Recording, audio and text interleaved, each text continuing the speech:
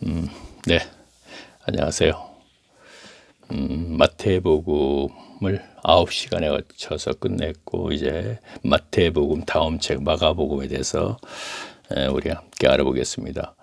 먼저 1장 1절부터 읽으면서 중간중간에 마태복음에서 그랬듯이 우리가 알고 가야 할 것, 말씀의 본의에 대해서 이제 조금씩 알고 가야 할 부분은 이제 설명을 하면서 하겠습니다. 그런데 읽겠습니다. 하나님의 아들 예수 그리스도의 복음의 시작이라. 여기서는 예수 그리스도의 복음의 시작이라 그랬네요. 그런데 이제 천국 복음, 마태복음에서 이제 천국 복음을 가르치다 이렇게 되어 있죠. 시작이라. 선지자 이사야의 글에 보라, 내가 내 사자를 내 앞에 보내리니 저가 내 길을 예비하리라. 광야에 외치는 소리, 자의 소리가 있어 가로되 너희는 주의 길을 예비하라. 그의 첩경을 평탄케 하라. 첩경이라는 것은 이제 어떤 그 지름길, 이란 뜻입니다. 그러니까 기록된 것과 같이 세례 요한이 이르되 광야에서 죄사함을 받게 하는 회개의 세례를 전파하니, 이거는 좀 그러네요. 세례 요한이 세례가 죄사함, 이거는 아니죠. 그렇죠? 광야에서 죄사함을 받게 하는 회개의 세례를 전파하니 죄사함, 이거는 좀 짚고 가야겠네요. 세례 요한의 세례를 받는다고 죄를 사함받지 못하잖아요. 그렇죠? 죄를 사함받을 수 있는 것은 복음을 믿고, 그렇죠? 복음 안에 이제 부활이라고 제가 항상 계속 얘기하죠. 이거 분명히 해야 되거든요. 그러니까 그래야지 죄를 사함받죠. 그렇죠? 세례 요한의 세례를 받는다고 죄를 사함받지는 못합니다. 근데 어떻게 이렇게 기록이 되어 있네요. 다시 한번 4절 보겠습니다. 세례 요한이 이르러 광야에서 죄 사함을 받게 하는 회개의 세례를 전파하니, 그렇군요. 죄 사함을 받게 하는 회개의 세례를 전파하니 이랬으니까 거기에 이제 복음이 포함된 얘기를 하는군요. 죄를 회개를 세례 요한에게 세례를 받는다고 해서 이제 죄를 사함 받는다는 뜻이 아니고, 자 5절 보겠습니다. 온 유대 지방과 예루살렘 사람이 다 나아가 자기 죄를 자복하고 요단강에서 그에게 세례를 받더라. 요한은 약대털을 입고 허리에 가죽띠를 띠고 메뚜기와 석정을 먹더라. 그가 전파하여 가로되 나보다 능력 많으시니가 내 뒤에 오시나니 나는 굽혀 그의 신들매를 풀기도 감당치 못하겠노라. 나는 너희에게 물로 세례를 주거니와 그는 성령으로 너희에게 세례를 주시니라. 그때에 그렇죠. 부활 믿으면 죄를 사함 받고 그다음에 이제 성령이 내주하심이 있게 되는 것이죠. 그래서 그리고 성령이 내주하심이 있게 되면 이제 말씀으로 이 다음 여기서부터, 자 제가 계속 얘기하죠. 여기서부터 여기까지는 하나님의 주권, 그렇죠? 그다음에 말씀으로 잘 양육 받아서 구원의 길을 가는 것. 여기에서는 이제 우리가 천국 삶을 산다 이렇게 하면 되죠. 현세에서 천국 삶을 살면서.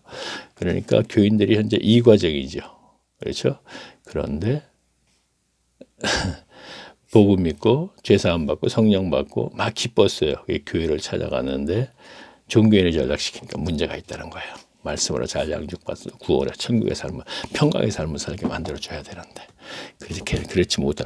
물론 예수님의 바리새인들과 서기관들 바로 그들도 마찬가지로 그랬기 때문에 독사의 자식들이라고 저주를 받게 된 것이죠. 자 계속 보겠습니다.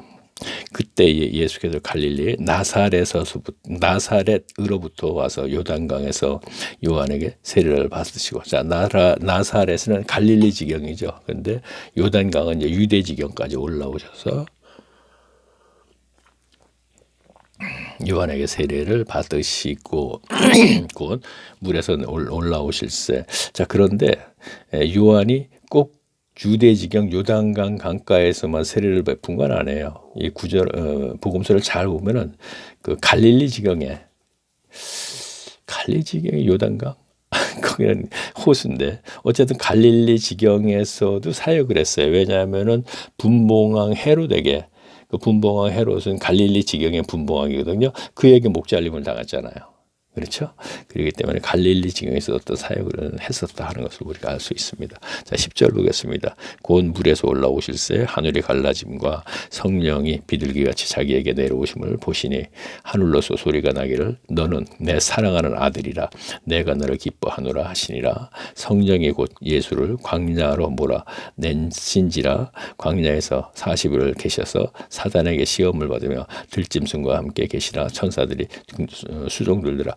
자, 보세요. 광야에서 40일 금식하시고 세 가지 시험을 나가죠. 마태복음에서는 첫째는 돌로 떡을 만들어 먹어라. 두 번째는 높은 데서 떨어져라. 그러면 천사가 내 발을 땅에 닿지 않게 하여 내가 죽지 않으면 사람들에게 영웅 대접을 받지 않겠느냐, 이렇게 되는 것이고, 세 번째는 우주 만물을 보여주시면서 내가 나를 경배하면 이 세상의 모든 나라에 통치권을 너에게 주겠다, 이렇게 세 번 주고 그랬죠.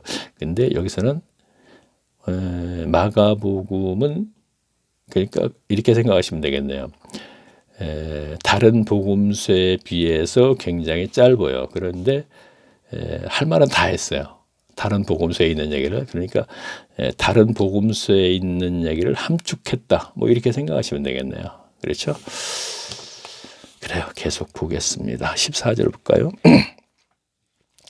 유언이 잡힌 후에 예수께서 갈릴리에 오셔서 하나님의 복음을 전파하여 가라사대 때가 찼고 하나님 나라가 가까우니 회개하고 복음을 믿으라 하네. 자, 이제 복음을 믿으라, 이렇게 되는 것이죠. 자, 때가 찼다는 건 이제 하나님의 때가 찼다, 이렇게 되는 것이죠. 계시록이 이제 종말은 뭐라 그랬냐면 수가 찼다, 이렇게 돼 있어요. 그러니까 하나님이 계획하신, 예정하신 천국, 내세 천국의 그 수가 차면 종말이 오게 되는 것이죠. 이제 수가 차고 이렇게 되는 것입니다.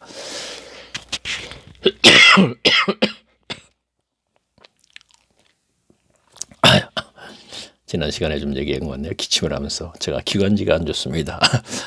아직 찬바람은 안 불지만 찬바람이 새벽에는 이제 덥진 않아요.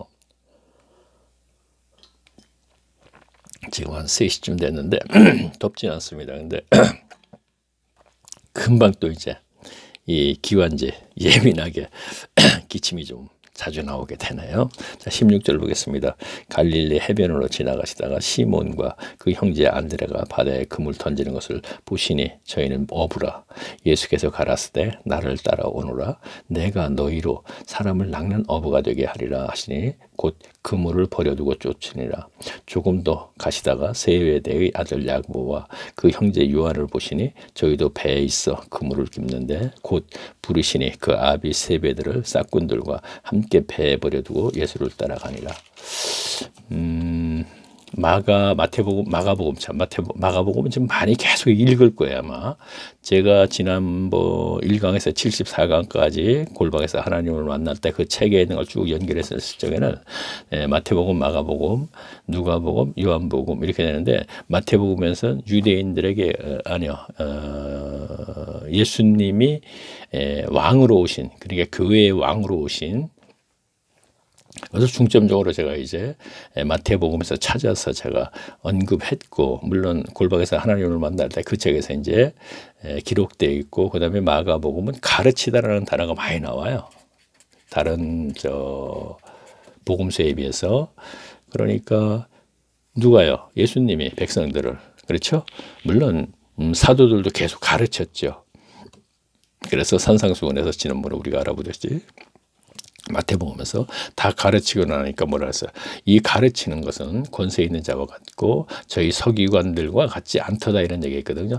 물론 그 당시에 서기관들도 무엇인가 가르쳤나 봐요. 그러나 그 가르침이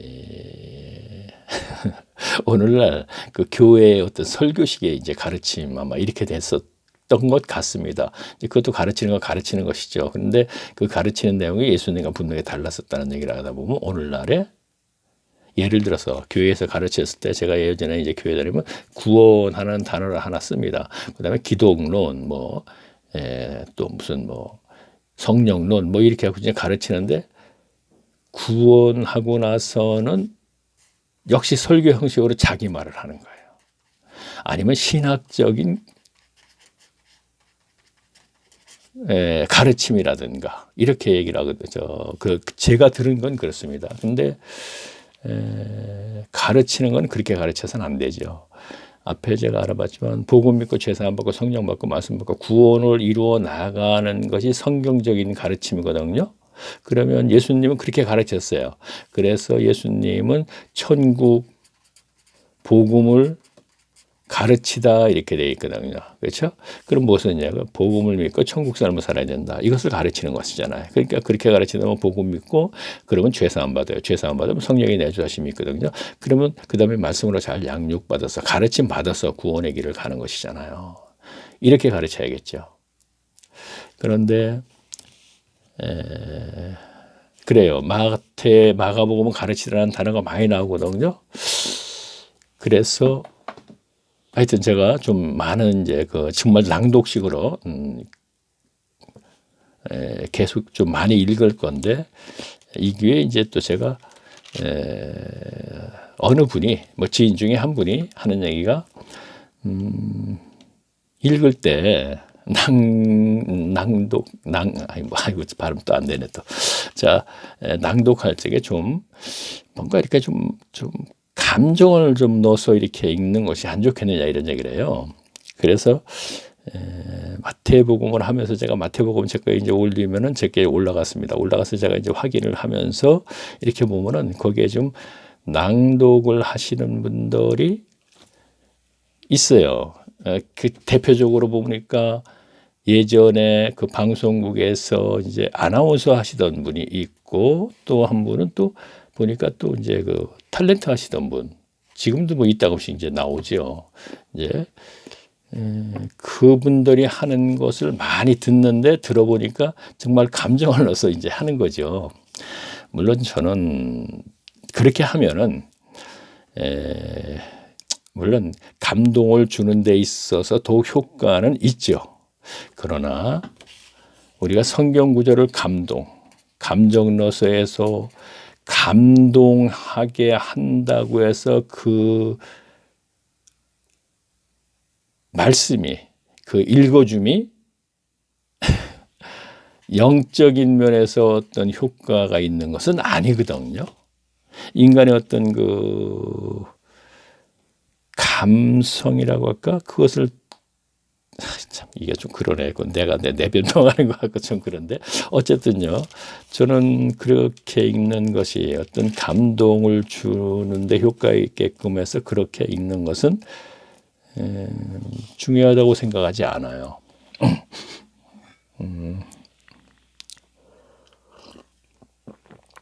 그분들은 애들 그렇다고 하고 제 얘기를 한다면요. 그건 그분들은 그렇지 않다는 뜻이냐 이렇게 생각하지. 그 뜻은 아니고요. 저는 그렇게 생각합니다. 제가 골방에서 지금 시대가 코로나 시대에 예배당 예배에서 온라인 예배로 전환되는 이 시대에 예전처럼 예배당에서 설교를 듣고 하는 그 형식의 시간을 보내는 것, 그 예배지요. 그런 것을 다시 또 안방에서 그 시간을 보낸다고 해서 변화될 건 없다 이런 얘기죠. 종교인에서 더 이상 변화될 건 없다는 얘기죠. 그렇죠. 그래서 저는 이번 기회에 골방에서 하나님을 만나자 이 뜻이거든요. 그러면 하나님을 만나기 위해서는 기도하면 되지. 구하고 찾고 두드리면 성령 주신다 그랬으니까 그렇게 하면 되지 이렇게 되죠. 그렇죠? 성경이 그렇게 기록되어 있지만 사실 그렇지 않거든요. 그래서 저는 골방에서 하나님을 만날 수 있는 자료를 만들어 드린다 이랬어요. 그래서 지금 이 동영상이 바로 이제 그거거든요. 그래서 저는 이 성경을 가지고 골방에 들어가서 제 동영상을 들으면서 시간을 보낼 때 그리스도인 하나님께서 만나주시지 않겠는가 이거거든요. 뭐 그거나 그분들의 그 낭독할 때 감동을 주어서 하는 것도 그러니까 제가 말하는 건 이거네요. 감동을 이거 참 주는 데에 더욱 효과적으로 할 수 있다고 해서 그냥 있는 게 좋겠네요. 괜히 시작인 것 같네. 근데 그분들은 그러면 그렇고 너는 너는 주에서 30회밖에 없는데 그분들은 30만 300만인데 제가 그냥 읽을게요. 괜히 시작인 것 같네. 자, 그래요. 자, 제가 읽습니다. 그러면 23 여기 좀 지워져가지고 21장 1장 21절 읽습니다. 저희가 가버나움에 들어가니라 예수께서 곧 안식일에 회당에 들어가 가르치심에 무사람이 그의 교훈에 들으라니 이는 그 가르치시는 것이 권세 있는 자와 같고 서기관과 같지 아니함. 자, 산상수훈도 다 듣고 나서 이런 반응이 왔었죠. 그러면 아까 제가 마가복음은 다른 복음서를 함축했다 그랬죠. 그러니까 여기서도 안식일에 회당에서 들어가 가르치심에 그러면서 뭐라고 써요? 무사람이 그 교회에 들어오니 이는 그가 그러니까 산상수훈에서 산 위에서 가르쳤는데 지금은 회당에서 가르쳤어요. 회당에서 산상수훈에서 가르쳤던 내용과 같은 내용을 가르치시는 것이죠. 그렇죠? 그랬더니 무사람이 그의 교훈에 논란이 교훈, 수훈 같죠. 이는 그가 가르치시는 것이 권세 있는 자와 같고 자 서기관과 같지 서기관은 당시 유대인의 선생들이니까 그 가르치는 내용과 권세 있다는 것은 구약의 선지자 우리가 이렇게 생각하시면 되겠네요. 그렇죠? 하나님으로부터 권세를 받은 그렇죠? 이들이 가르친 것과 그 내용이 같다. 예수님의 가르침은 그렇습니다. 23절 보겠습니다. 마침 저희 회당에 더러운 귀신이 사람들이 있어 소리질러 가로되 나사렛 예수여 우리가 당신과 무슨 상관이 있나이까 우리를 멸하여 왔나이까 나는 당신이 누구인지 아노니 하나님의 거룩한 자니이다. 예수께서 꾸짖어 가라사대 잠잠하고 그 사람에게서 나오라 하시니 더러운 귀신이 그 사람으로 경련을 일으키게 하고 큰 소리를 지르며 나오는지라 다 놀라 서로 물어가로되 이는 어쩌미뇨 권세 있는 새 교훈이로다. 더러운 귀신들이 명한즉 순종하도다 하더라. 예수의 소문이 곧 온 갈릴리 사방에 퍼지니라. 그러니까 죄송합니다. 뭐 이왕 얘기 나온 거예요. 웅변가도처럼 도안또는 읽는 것을 감정을 넣어서 읽게 되면 감동의 효과는 있겠지만 어쨌든 좋습니다. 그러나 저는 그것이 더 중요한 것보다도 감정을 넣어서 하지 않고 말씀의 본의를 설명하면서 가는 것이 더 조금 전에 여기서 뭐죠? 어쨌든 그 예수님의 가르침이 서기관들의 가르침과 다르듯이 그런 효과를 내지 않겠는가? 저는 그렇게 생각해서 그렇게 합니다. 계속 또 읽으면서 또 중간에 이러한 얘기를 성경 구절에 대한 설명을 하지 않고 자꾸 이게 제 얘기를 자꾸 하게 되는데 자 계속 읽어볼까요? 자 29절 보겠습니다. 회당에서 나와 야고보와 요한과 함께 시몬 안드레의 집에 들어가시니 시몬의 장모가 베드로죠.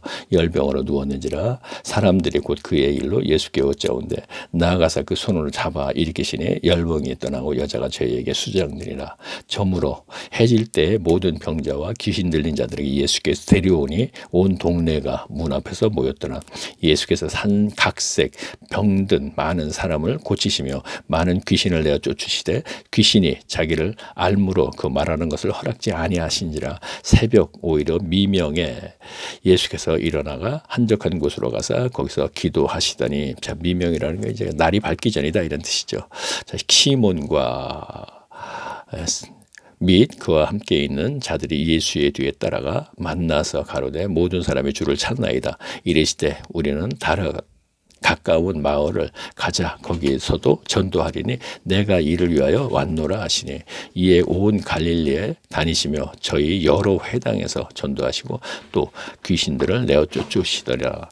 한 문둥병자가 예수께 와서 꿇어 엎드려 간구하여 가로되 원하시면 저를 깨끗게 하실 수 있나이다. 예수께서 민망히 여기시고 손을 얹어 저희에게 대시며 가라사대 내가 원하노니 깨끗함을 받으라 하신대 곧 문둥병이 그 사람에게 떠나시고 깨끗하여진지라. 어미 경계하사 곧 보내시며 가라사대 삼가 아무에게다 말을 하지 말라 하고 네 몸을 제사장에게 보이고 내 깨끗함을 깨끗됨을 인하여 모세의 명한 것을 드려 증거하라 하였더라. 그러나 그 사람이 나가서 이 일을 많이 전파하여 널리 퍼지게 하니 그러므로 예수께서 다시 드러나게 동네에 들어가지 못하시고 오직 바깥 한적한 곳에 계셨으나 사방에서 그에게 나오리라. 예수님의 말씀에 보면 그 개역성경에 민망이라는 단어를 많이 썼어요.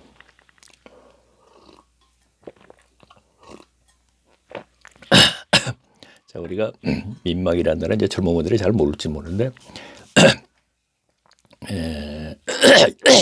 옛날 사람들은 그 민망이라는 단어를 덜어덜어 썼어요. 근데 그 민망하다, 예를 들어 민망스럽다 이런 단어는 그거보다 여기 성경에서 예수님의 말씀을 하실 때 어떤 행동을 하실 때 민망이라는 단어가 쓸 때는 이거는 뭐라고 생각할 수 있냐면 그 구절의 내용으로 본다거나 문맥적으로 볼 때는 불쌍히 여기사 이렇게 생각하면 돼요. 불쌍히, 자, 국률이 여기사 이렇게 되겠네요. 같은 단어죠. 그러니까 불쌍히 여긴다는 이제 국률이 여기사 이렇게 되는 것이죠. 그러니까 자 보세요. 41절 예수께서 민망히 여기사 손을 내밀어 저에게 대시며 이렇게 됐잖아요. 문둥병자가 와서 꿇어 앉아서 나를 갖다 고쳐달라 그러잖아요. 그러니까 예수께서 민망히 여기사 이거는 불쌍히 여기사 맞는 거죠. 그렇죠? 그렇게 우리가 번역을 하면 되겠습니다. 여기사 손을 내밀어 저에게 대시며 가라사대 내가 원하니 깨끗함을 만냐. 그렇죠? 그래서 우리가 민망이라는 단어를 다 또 국률과 또 이렇게 얘기하면은 국률이라는 단어로 다 연결시키면 또 안 되겠죠. 그 문장에 따라서 문맥에 따라서 조금 다르지만 여기에서는 그러니까 그렇다 이런 얘기입니다. 자, 계속 볼까요? 2장 1절 보겠습니다. 수일 후에 예수께서 다시 가버나움에 들어가시니 집에 계신 자 수일 후에 그러죠. 그러면 요한복음에서는 서두에 2장에서는 다음 날 이렇게 돼 있어요. 자, 다음 날 이렇게 되면 이거는 장소와 상황이 바뀌어진 것을 얘기했거든요. 그럼 여기서도 마찬가지예요. 수일 후에 여기서는 또 이렇게 됐네요. 자, 마가는 수일 후에 이거는 상황이 바뀌었다 이렇게 생각하시면 돼요. 수일이니까 며칠 지났다 이 뜻이 아니고 다음 날은 오늘 말고 다음 날 그건 아니란 얘기죠. 그러니까 상황이 바뀌어진 거, 장소가 바뀌어진 걸 다음 날 그 사이에 집어넣고 여기서 수일 후에 역시 마찬가지예요. 상황이 바뀌었다 이런 얘기입니다. 수일 후에 예수께서 다시 가버나움에 들어가서 집에 계신 소문이 들린지라 많은 사람이 모여서 문 앞에라도 용신할 수 없게 되었는데 예수께서 저희에게 도를 말씀하시더라.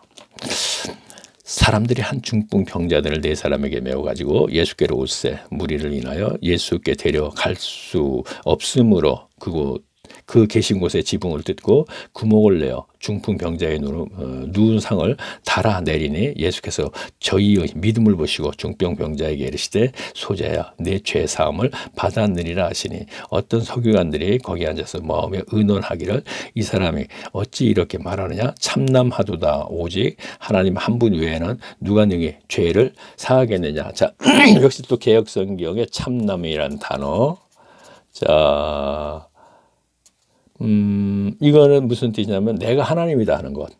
예, 그런 뜻이에요. 그래서 여기 보세요. 이 사람이 어찌 이렇게 말하느냐 참남하도다 오직 하나님 한 분 외에는 누가 능히 죄를 사하겠느냐.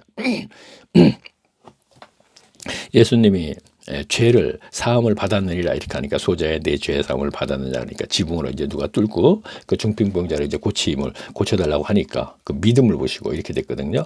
그러면 여기에서는 그러한 행동과 예를 들어서 혈루증 걸린 여자가 예수님의 옷가라도 만지면 나을 것이라는 생각을 가지고 그랬는데 나았어요. 그러니까 여기에서 네 믿음이 너를 구원했다 그랬거든요.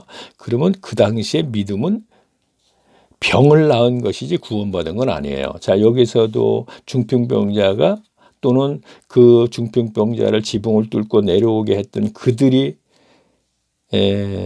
그의 믿음으로 구원받은 건 아니거든요. 죄사함 받는 건 아니잖아요. 그러나 그 믿음으로 말미암아 그 정도의 믿음이라면은 복음 믿고 죄사함 받고 성령 받고 말씀 받고 구원을 이루어 나가는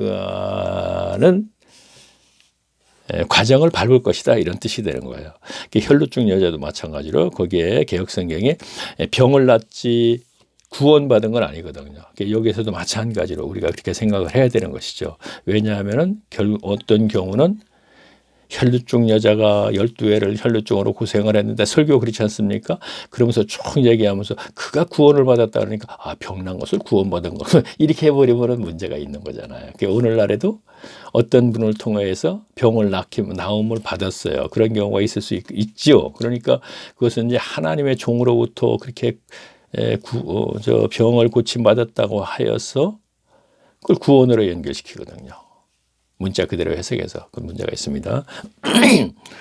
자, 계속 볼까요? 8절 보겠습니다. 저희가 속으로 이렇게 의논하는 주를 예수께서 곧 중심에 하시고 이르시되 어찌하여 이것을 마음에 의논하느냐. 중풍병자에게 내 죄사함을 받았느니라. 자, 여기서도 그 나오네요.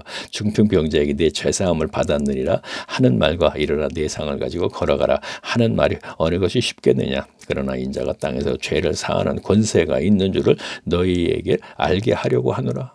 그렇죠. 그것을 알게 하려고 했다 이런 얘기를 하잖아요. 그렇죠. 하시고 중풍병자에게 말씀하세요. 자, 그러니까 중풍병자가 내가 죄사함 받았어. 이제 내 병원에 나가서 구원받았다 이 뜻이 아니고 인자가 땅에서 죄를 사하는 권세가 있는 줄을 너희에게 알게 하기 위해서 내가 그랬다 이런 얘기를 하는 거잖아요. 그렇죠. 자, 내가 네게 이르노니 일어나 내 상을 가지고 집으로 가라 하시니 그가 일어나 또 그 상을 가지고 모든 사람 앞에서 나가거늘 저희가 다 놀라 영광을 하나님께 돌리며 가르되 우리가 이런 일을 도무지 보지 못. 자, 그러니까 하나님께 영광을 돌린다는 얘기는 그리스도 예수님이잖아요. 나사렛 예수죠. 예수님이 병을 고치니까 그 병은 하나님으로부터 권세를 받아서 고쳤다는 것을 그 당시의 사람들은 안다는 얘기죠. 그러니까 하나님께 영광을 돌리는 것이죠. 자, 볼까요? 어느 목회자가 병을 고쳤어요. 자, 이것은 예수님이 병을 고치니까 내가 바알세불에 인해서 너희가 병을 고쳤다 이랬던 얘기도 그 무슨 뜻이냐면 높은 지위를 가진 귀신의 힘 입어서 약한 귀신이 들은 사람의 귀신을 쫓아냈다 이런 뜻이란 말이에요. 자, 오늘날도 어떤 목회자가 귀신을 쫓아냈어요. 예를 들어서. 그러면 오늘날의 교인들은 그 목회자를 쳐다봐요. 분명히 그렇죠. 그래서 그 목회자를 보고 그 목회자를 존경하고 대단하게 생각하죠. 그런데 예수님 시대에도 예수님을 쳐다보는 것이 아니고 하나님께 영광을 돌렸다 그랬단 말이에요. 오늘날 수준하고 엄청난 차이가 있죠. 목회자가 병을 고쳤어도 목회자를 쳐다보는 것이 아니고 목회자를 통하여서 하나님을 알아야죠. 그렇죠? 하나님의 계심을 알아야죠. 물론 그 목회자가 지금 목회를 하면서 병을 고쳤어요. 그러면 이 목회자가 하나님과 연결됐다고 제가 얘기하는 건 아닙니다. 제가 얘기하고자 하는 얘기가 지금 여기에 또 이쪽으로 가지 않겠어요? 그러니까 예수님이 고치니까 예수님을 보지 않고 그 당시에만 해도 영적인 수준이 하나님께 영광. 하나님이 고치셨구나. 예수님을 통해서 사람을 통해서 한다 그러죠. 하나님이도 사탄도 마찬가지고. 그래서 오늘날에는 목회자가 병을 고쳤다면 그 목회자를 쳐다보고 그 목회자는 그 병 고침으로 말하면 엄청난 교인들이 많이 들어오고 거기에 따라오는 게 돈이잖아요. 그렇죠? 그러면 그 목회자는 분명히 하나님으로부터 힘이 입은 것이 아니고 사탄으로부터 예수님 시대에 예수님한테 내가 바알세불에 힘입어 지금 귀신을 쫓아낸다 이렇듯이 오늘날도 똑같이 우리가 연결시키면 돼요. 사탄은 그 목회자를 통하여서 헷갈리게 하는 거지. 사람들은 그 목회자가 주의적으로 생각하고 목회자를 쳐다보고 수준의 차이를 얘기하다 보니까 좀 여기까지 또 가게 됐습니다. 영적 수준을 얘기하는 것입니다. 자, 계속 보겠습니다. 13절 보겠습니다. 예수께서 다시 바닷가에 나가심에 무리가 다 나왔거늘. 자, 집안에 있었는데 다시 이제 바닷가로 나오시면 예수께서 저희를 가르치시니라. 또 가르치다 단어가 하나 나왔네요. 자, 지나가시다가 알페오의 아들 레위가 세관에 앉아 있는 것을 보시고 저에게 이르시되 나를 쫓으라 하시니 일어나 쫓느니라. 자, 알페오의 아들 레위, 그거는 이제 마태를 얘기하는 것이죠. 그렇죠? 마태의 아버지가 알페오군요, 이름이. 자, 15절 보겠습니다. 그의 집에 앉아 잡수실 때 많은 세리와 죄인들이 예수와 그의 제자들과 함께 앉았으니 이는 저희가 많이 있어서 예수를 쫓음이니라. 바리새인들이 서기관들이 예수께서 죄인과 세리들과 함께 잡수시는 것을 보고 그 제자들에게 이르시되 어찌하여 세리와 죄인과 함께 먹느냐. 예수께서 들으시고 저희에게 이르시되 건강한 자에게는 의원이 쓸데없고 병든 자에게라 쓸데있느니라. 그렇죠. 병원에 분명히 의사는 병든 자에게 쓸데있는 것이 내가 의인을 부르러 온 것이 아니요 죄인을 부르러 왔노라. 무슨 얘기입니까? 바리새인들과 서기관들 자기 의인이라 그러잖아요. 여기서 의인이라는 것은 난 죄 없어. 그러니까 천국 갈 수 있어. 이거죠. 근데 세리들은 그들이 몰아서 뭐래. 너희들은 죄인이니까 천국 못 가. 그렇죠? 그랬는데 여기서 의인을 부르러 온 것이 아니요. 그러니까 바리새인과 서기관들을 지칭하는 것이고 죄인을 부르러 왔느라 세리들을 얘기하는 것이죠. 자, 18절을 보겠습니다. 요한의 제자들과 바리새인들이 금식하고 있는지라 혹이 예수께서 와서 말하되 요한의 제자들과 바리새인들의 제자들은 금식하는데 어찌하여 당신의 제자들은 금식하지 아니하나이까. 예수께서 저희에게 이르시되 호린집 손님 신랑과 함께 있을 때에는 금식할 수 있으나 신랑과 함께 있는 동안에는 금식할 수 없나니 그러나 신랑을 빼앗길 날이 이르러니 그날에는 금식할 것이니라. 21절 보겠습니다. 자, 보기 전에 제가 이제 앞에 거 조금 얘기를 하면요. 자, 무슨 얘기를 하려고 그랬나 조금 보면 금식 얘기는 아니고 자, 잊어먹었네요. 얘기를 이제 중간에 좀 했어요. 자, 21절 보겠습니다. 생배 조각을 낡은 옷에 붙이는 자가 없나니 만일 그렇게 하면 기운 새 것이 낡은 그것을 당겨 헤어짐이 더하게 되느니라. 새 포도주를 낡은 부대에 넣는 자가 없으니 만일 그렇게 하면 새 포도주가 부대를 터뜨려 포도주의 부대로 터뜨리고 자, 오늘날 오직 새 포도주는 새 부대에 넣느니라. 자, 여기서 새 포도주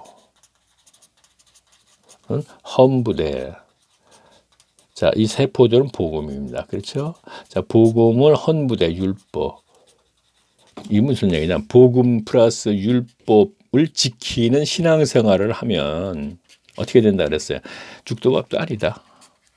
그렇게 되는 것이죠. 그렇죠? 그래서 새 포도주는 새 부대에 넣어야 된다 이런 얘기. 복음은 복음대로 율법과 섞지 말란 얘기죠. 자, 그러면 그 당시로 돌아갈까요? 율법에는 의식이 있죠. 의식만을 행하는 것. 자, 가장 우리가 기본적으로 자, 마태복음 23장 23절 보면요. 뭐라 그랬어요? 너희가 근처와 회양과 그 텃밭에 있는 채소거든요. 그것마저도 11조를 하면서 안 해도 되는 11조까지 하는 거예요. 하면서 어떻게 의와 인과 신은 버렸다 이런 얘기를 했죠. 그러면 그렇죠. 11조는 안 해도 되는 것을 열심히 하는 것이 의식이라. 11조에 있는 의식 행위를 의식만을 하는 것이죠. 의와 인과 신은 버리고.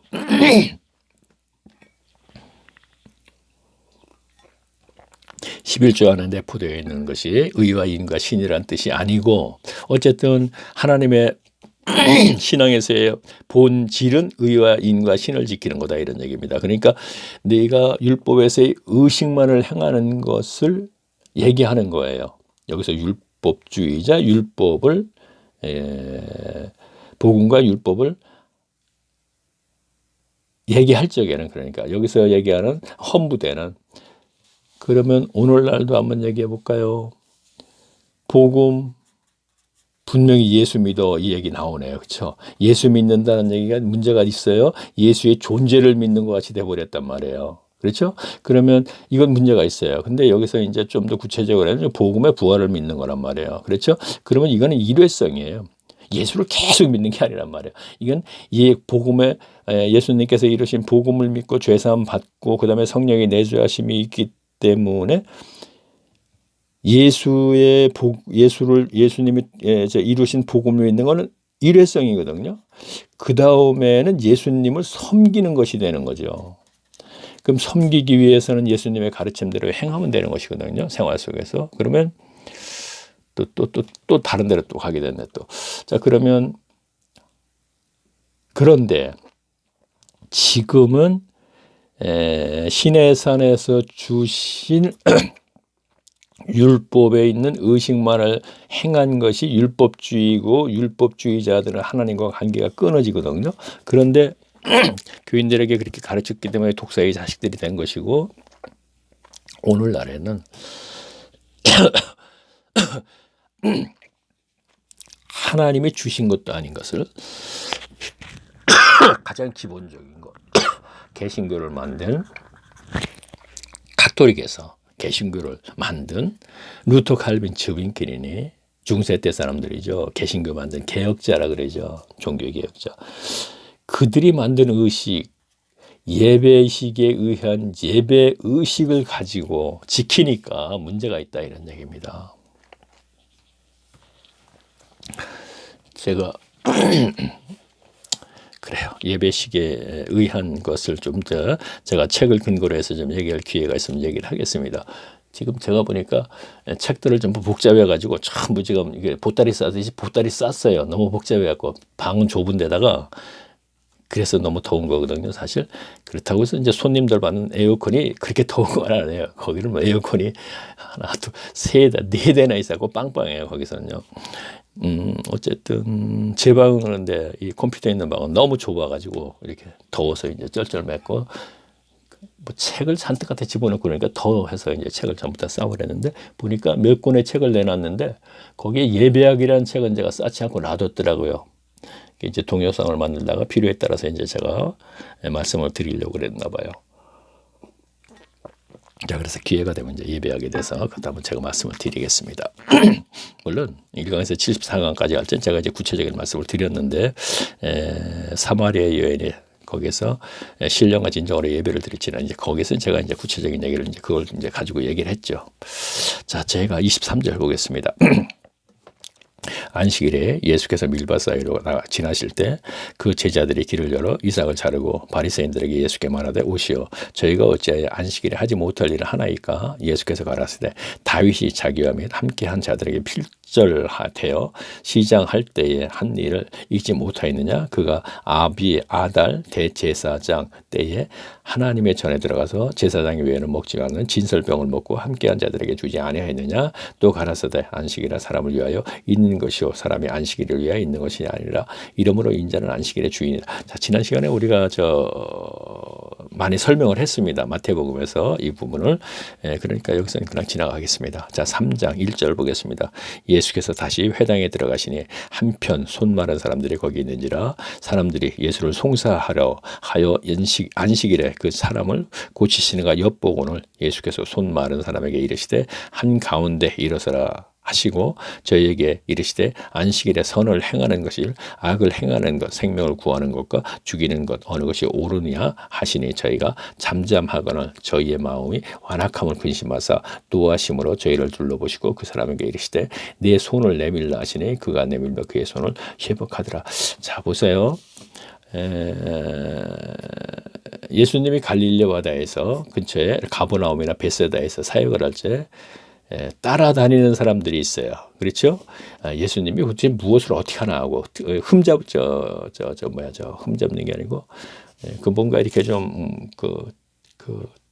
뭐라 그러나 어쨌든 따라다니면서 예수님이 안식일에 무엇인가 하는 것을 꼭 문제를 삼지요. 지금 연결된 문장을 보게 되면은 제자들과 밀밭 사이로 지나다가 제자들이 배가 고파 미리샥을 잘라서 손으로 비비면 그 알갱이가 나오거든요. 그것을 먹었어요. 배고파서. 그랬더니 왜 안식일에 타작을 하느냐 하면서 시비를 거는 거예요. 그러면서 또 조금 전에 또 뭐라 그랬습니까? 연결된 문장이니까 안식일에 손 마른 사람을 고치니까 또 문제를 삼는 거예요. 지금요. 그러니까 상황이 어떻게 되냐면 중앙집권자들 바리새인들이 유대 지경에서 중앙집권자들이 파송을 시키는 거죠. 갈릴리 지경으로 시켜서 저 예수가 율법을 범하나 한번 보라. 그래갖고 안식일에 무엇인가 하면 시비를 거는 거죠.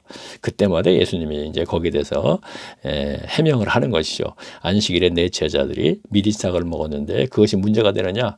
너희들은 그것을 문제 삼는 것보다 더 중요한 것은 그들을 갖다가 배가 고프니까 저렇게 먹는 국률을 여겨서 자비를 베푼다. 그런 마음이 먼저 가져야 되는 것이 아니냐 이러면서 안식일에 내가 주인이다 하는 얘기를 하는 것을 거기에 연결시켜서 안식일에 내가 주인이다 하는 얘기는 안식일을 내가 복음으로 온전히 이루러 온 사람이다 이런 뜻이 되는 거예요.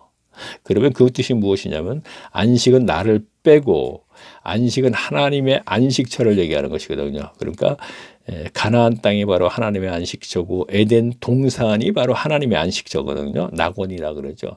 그러니까 오늘날에 그러면 안식을 온전히 이룬 것은 무엇이냐? 평강의 삶을 살게 해주시는 것이 바로 온전히 이룬 것이죠. 그렇죠? 그래서 안식일을 온전히 이루었다 하는 얘기는 이제 이 세상에서의 천국 삶을 살게 하는 것. 그래서 사도 바울도 계속 편지할 때 은혜와 평강이 있기를 원하는 마음으로 내가 이 편지를 쓴다 이렇게 하죠. 자, 하나님의 은혜로만이 현세에서 천국 삶을 살 수 있다. 그러니까 앞에서 조금 전에 우리가 알아본 것 복음 믿고 죄사 안 받고 성령 받고 그렇죠? 여기까지 하나님의 주권으로 은혜를 베푸는 거잖아요. 복음, 부활. 이 부활은 사람이 죽었다 살아나는 건 누구나 믿을 수 없어요. 그래서 이것을 거저준다고 그랬잖아요. 에베소서 2장 8절 말씀에서.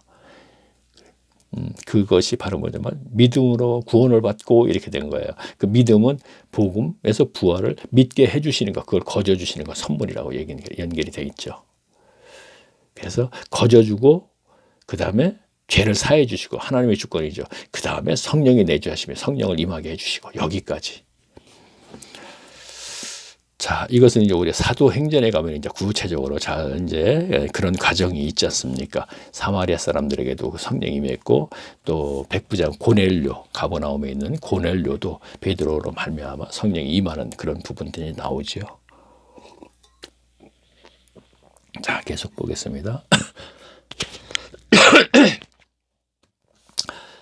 자, 8절 보겠습니다. 아니죠. 6절 봐야 했는데요. 바리새인들이 나가서 곧 헤롯 땅과 함께 어떻게 하여 예수를 죽이고 의논하여. 헤롯 땅은 이제 헤롯 대왕, 분봉왕 헤롯의 그 왕궁에 있는 사람들 우리가 이렇게 생각하면 되겠네요. 예수께서 제자들과 함께 바다로 물러가시니 갈릴리에서 큰 무리를 쫓으며 유대와 예루살렘과 이두메와 요단강 건너편과 또 두로와 시돈 근처에 허다한 무리들이 그의 하신 일들을 듣고 나오는지라. 자, 이두메하고 두로와 시돈 땅 여기는 이제 이방인들이 사는 것이죠. 그러니까 헤롯 대왕이 이두메 사람이잖아요. 그렇죠? 그러니까 분봉 헤롯도 이두메 사람이 되는 것이요. 자, 예수께서 그 무리의 에워싸 미는 것을 면키 위하여 작은 배들을 등대하도록 제자들에게 명하셨어. 이는 많은 사람들이 고치셨으므로 병에 고생하는 자들이 예수를 만지고자 하여 지금 다 지워졌어요. 핍근 잘 안 보이네요. 함이 있더라.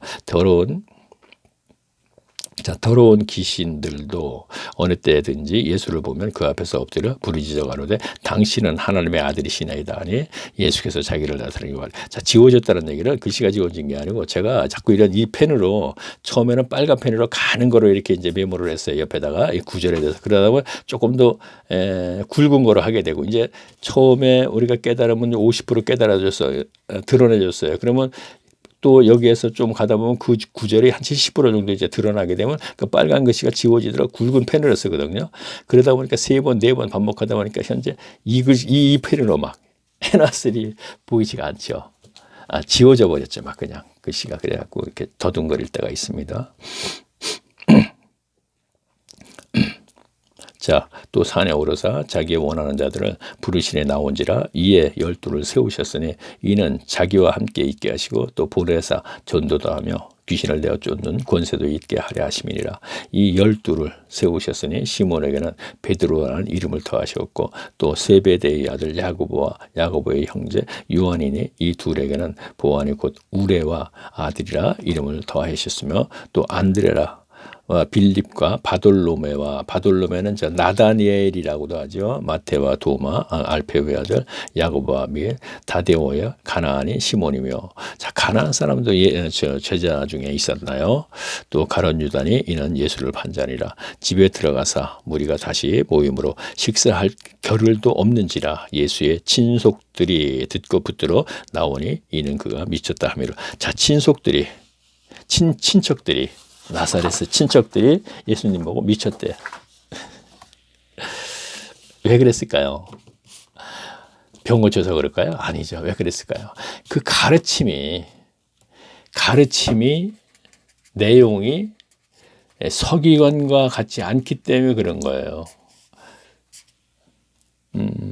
친속들이 뭐라 그래요? 가르치면 뭐라 해서 저가 요셉의 아들이 아니냐 그랬죠. 요셉은 굉장히 빈천한 사람이에요. 나사렛에서. 그러니까 요셉의 아들이 아니냐, 빈천한 자의 태생인데 저 말을 어떻게 믿을 수 있느냐는 얘기도. 그러면 또 어디에 가면 저가 목수가 아니냐 이렇게 돼 있어요. 똑같은 얘기예요. 요셉이 목수죠. 그러니까 요셉의 아들이기 때문에 저 말을 인정할 수 없어. 저 사람이 목수이기 때문에 저 말을 가르침을 인정할 수 없어. 그랬단 말이에요. 그러면 여기서 미쳤다는 얘기는 제 얘기할게요. 누구도 얘기하지 않는 예배 시기에든 예배 행위를 했다 이 얘기를 하고, 누구도 얘기하지 않는 기본적으로 얘기하는 거, 우편과 좌편의 강도가 아니라 열심당원입니다. 이 얘기 미친 사람 취급받는 거죠. 뭔 소리야. 누구도 얘기하지 않는 예배 시기에 예배하니 저거를 지금 얘기하고 문제를 삼고 있고 미친 사람 취급받는 거예요. 그럼. 그리고 뭔 소리야 지금. 모든 사람이 다 신학자고 누구고 전부 개혁성경이고 한글성경 무슨 성경 전부 강도라 그랬는데, 특히 바라봐도 요한복음에 보면 개혁성경도 강도다 그랬는데 그도 열심당원이래. 미친 거죠. 사람들이 볼 적에는. 제가 미친 행위를 해서 믿는 게 아니에요. 그 내용 자체가 미친 사람이 하는 얘기를 하는 거예요. 미친 사람 같은 얘기죠. 그런데 누가 그랬어요? 친속들이 그러냐고? 왜 그랬겠어요? 자, 계속 볼게요. 22절. 말도 안 되는 소리를 하기 때문에 그러는 거예요. 그런 말을 해야 할 사람이 하게 되면, 야, 그러구나. 저렇게 훌륭한 사람이 얘기를 혹시 그렇지 않나? 이렇게 할 텐데, 말 같지도 않은 그런 얘기를 해봤자 통하지도 않은 그런 사람, 요셉의 아들이고, 목수고, 이런 사람이 하니까. 저도 마찬가지예요. 신학교도 가지 않고, 교회에 뭐 특별하게 무슨 돌아가는 상황이라 이런 것도 많이 아는 것도 아닌데, 뜬금없이 누구도 얘기하잖아요. 이러한 얘기들을 하니 미친 거죠. 22절 볼게요. 예루살렘에서 내려온 서기관들은 저가 바알세불을 집혔다 하며 또 귀신의 왕을 힘입어 귀신을 쫓아낸다. 자, 앞에서 조금 제가 얘기했군요. 예수께서 저희를 불러다가 비유로 말씀하시니 사탄이 어찌 사탄을 쫓아낼 수 있느냐. 또 만일 나라가 그 스스로 분쟁하면 그 나라가 설 수 없느냐. 만일 집이 스스로 분쟁하면 그 집이. 자, 그렇죠. 사탄이 어떻게 사탄을 쫓아낼 수 있느냐 그러죠. 근데 그게 쫓아내진단 말이에요.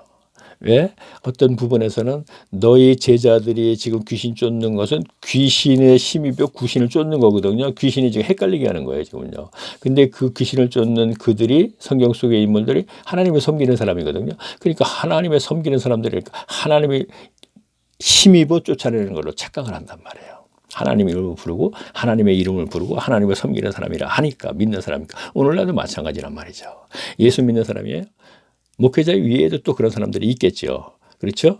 귀신은 분명히 그러한 일을 아주 헷갈리게 하니까 예수의 이름을 부르는 사람이 예수의 이름으로 귀신을 쫓아요. 그러면 누구도 의심하지 않지요. 그러나 그가 그러한 일을 하면서 돈을 참 챙기고 또한 그러한 일을 하면서 아주 우쭐대거나 막 그냥 권위적이고 한다면 그건 하나님과 관계가 없는 사람이에요. 하나님과 관계가 있어서 그렇게 하는 사람 같으면 절대 그러한 내성이 되죠. 왜? 하나님의 힘을 입어서 하나님을 전하기 위해서 귀신을 쫓았는데 왜 돈을 받아요? 그리고 그것 가지고 왜 우쭐대요? 지가 한 것도 아닌데. 그죠? 점점 더 낮아져야죠. 왜? 굉장히 더욱더 낮아져야죠. 남들보다. 자, 계속 볼까요? 자, 만일 사탄이 자기를 거스러 일어나 분쟁하면 설 수 없고 이에 망한. 자, 보면 이것도 한번 좀 짚고 갈게요. 사단 그랬잖아요. 사탄이 맞는 거죠. 왜? 우리가 헷갈려요. 사단 하게 되면 왜 군대에서 일개 사단 뭐 이런 게 나오잖아요. 그렇죠? 그렇기 때문에 우리가 사탄이라고 하는 것이 맞는데 개역 성경은 사단 그렇게 돼 있거든요. 그래서 저는 이제 발음을 할 때 사탄 이렇게 하겠습니다. 만일 사탄이 자기를 거스러 일어나 분쟁하면 설 수 없고 이에 망하느니라. 사람이 먼저 강한 자를 결박한 꼴은 그 강한 자의 집에 들어가 세간을 늑닥지 못해. 결박한 후에 그 집에. 자, 무슨 얘기입니까? 예수님이 하나님이 귀신보다 강하잖아요. 그렇죠? 그 얘기를 하는 거예요. 그래서 내가 귀신을 쫓을 수 있는 것이다. 이런 얘기가 되는 것이죠. 내가 진실로 너희에게 이르노니 사람의 모든 죄와 무릇 회방하는 회방은 사하심을 얻되 누구든지 성령을 회방하는 자는 사하심을 영원히 얻지 못하고 영원하. 자, 그러니까 성령의 힘입어 지금 하시는 거잖아요. 그런데 지금 그를 예수님을 바알세불의 힘입어 이렇게 얘기하니까 성령을 무시하는 거잖아요. 그렇죠? 그렇기 때문에 이제 거기서 연결해서 얘기 나오신 겁니다. 자, 29절 보겠습니다. 누구든지 성령을 해방하는 자는 사하심을 영원히 얻지 못하고 영원한 죄에 처하느니라 하시니 이는 저희가 말하기를 더러운 귀신이 들렀다 하미로라. 자, 귀신 들렸다, 미쳤다 이런 얘기가 나오는 것이죠. 자, 31절 보겠습니다. 때에 예수의 모친과 동생들이 와서 밖에 서서 사람을 보내어 예수를 부르니 무리가 예수를 둘러앉았다가 어찌하오되 보소서 당신의 모친과 동생이 누이들이 밖에서 찾나이다. 대답하시되 누가 내 모친이며 동생들이냐 하시고. 자, 그러니까 이것도 마태복음에 다 나온 것이죠. 그래 이제 그 내용 줄거리는 얘기하지 않고 요점만 정리가 돼 있어요. 그래서 제가 함축했다 이렇게 얘기하고 있죠. 자, 대답하시되 복음 예수님의 가르침의 함축. 누가 내 모친이며 동생이냐 하시고 둘러앉은 자들에게 둘러보시고 가라사대 내 모친과 내 동생들로 보라. 누구든지 하나님의 뜻대로 하는 자는 내 형제요 자매요 모친이라. 자, 지금 예수님이 뭐예요? 하나님이시잖아요. 그렇죠? 자, 예수님의 입장에서 하실 수 있는 얘기예요, 이거는요. 자, 예수님이 이랬다고 해서 야, 성경에 이렇게 되어 있지. 그러면 내 친형제와 친참 이들보다 나는 교회에서의 교인들이 더 이건 문제 많은 거예요. 아, 형제 자매다. 이건 문제 많은 거예요. 하나님이신 예수님만이 하실 수 있는 얘기예요.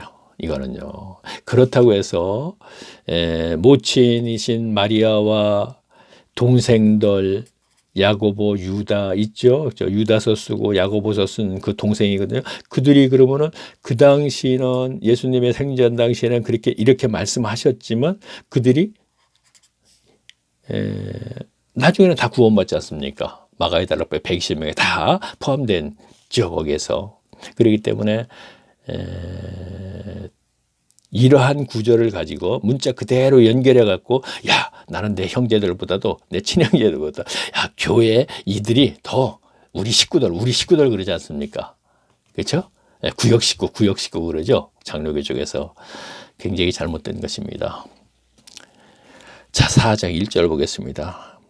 예수님의 국한된 얘기입니다. 지금요. 예수님이 그렇게 동생들이 오고 어머니가 왔는데 누가 어림도 없는 얘기하지만 저 여기에 있는 지금 이 내 앞에 와서 내 가르침을 듣는 이들이 바로 형제요 자매도 이 말도 안 되는 얘기입니다. 왜 그렇게 했냐면 예수님 하나님의 입장에서 하는 얘기예요.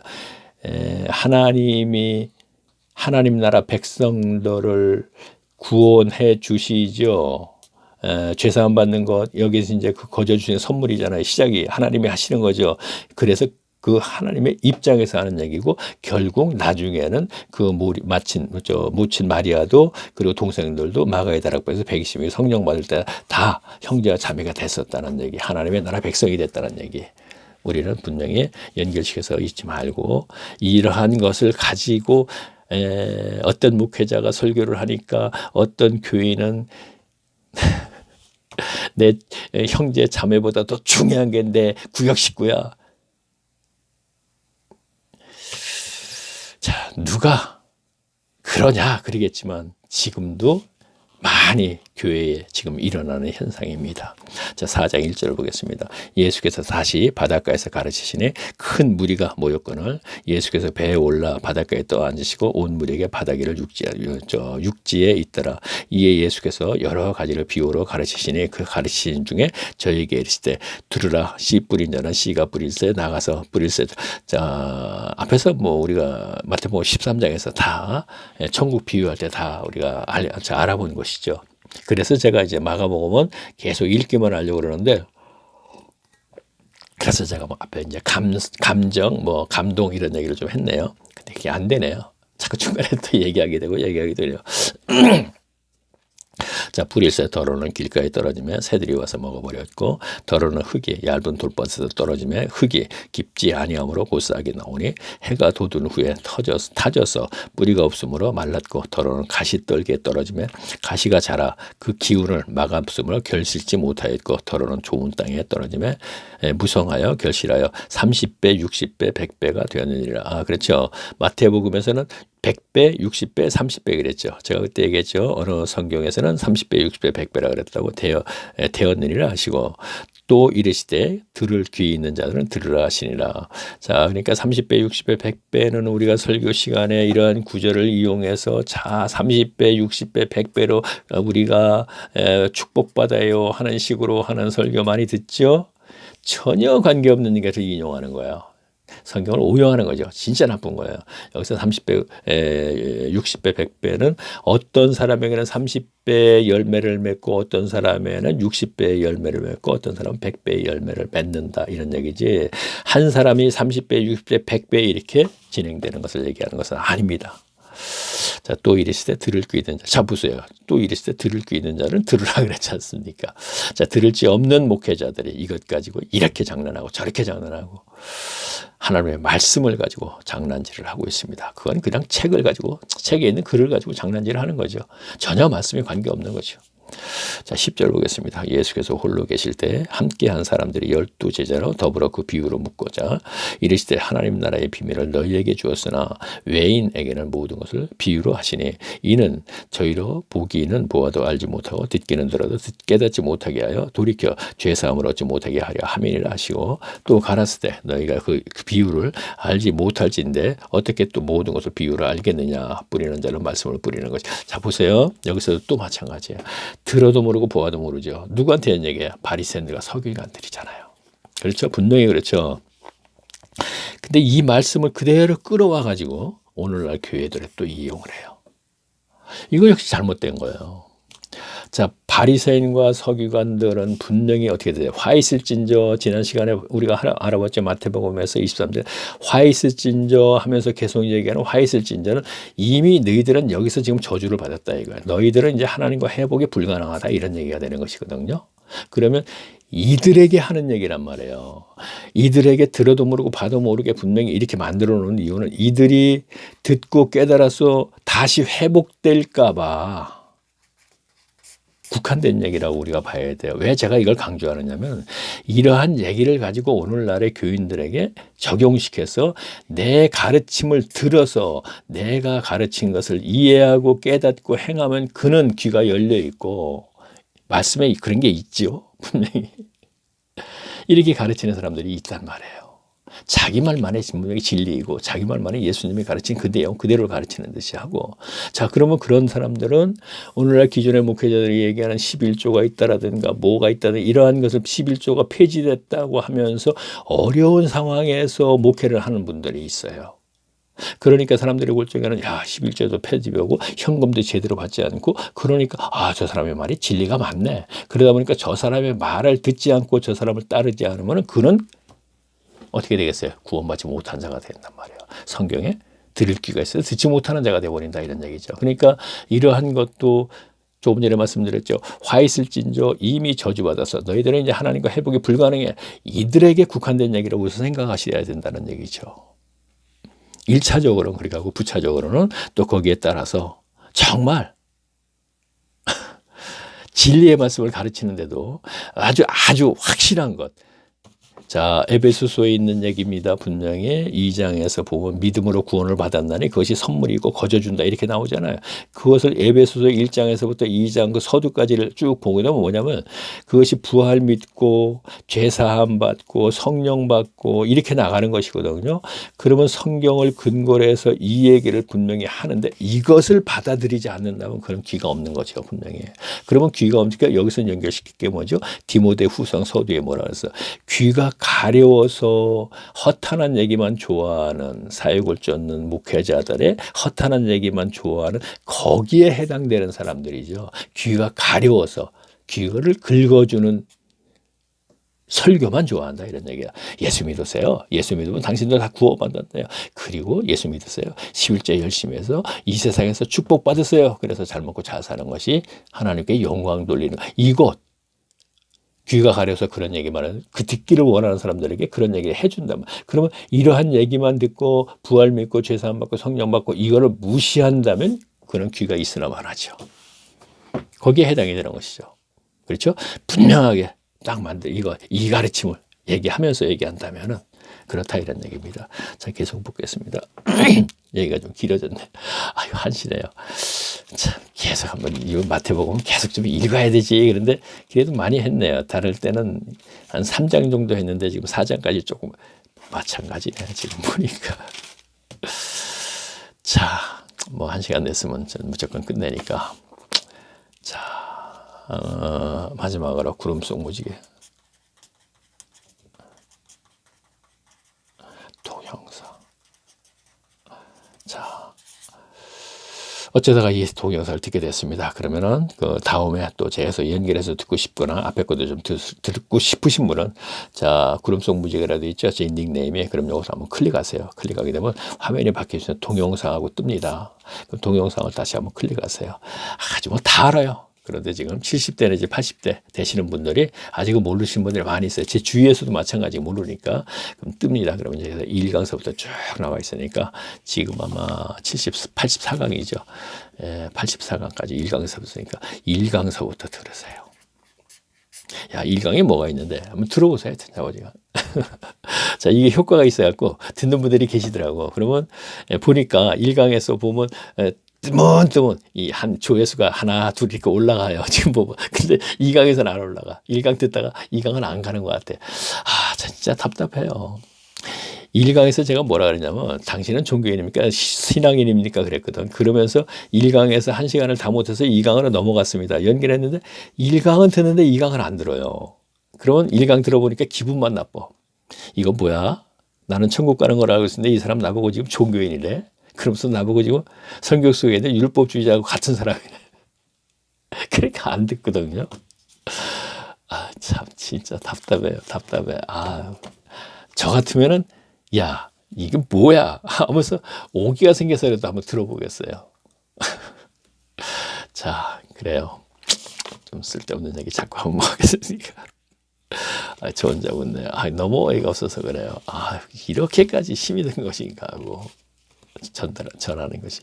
자, 그러면은 마가복음 이제 첫째 시간을 마무리하고 다음에 이제 두째 시간이 되겠네요. 4장 14절부터 제가 읽으면서 또 한번 진행해 보겠습니다. 자, 그러면 다음 시간에 또 뵙겠습니다. 안녕히 계십시오.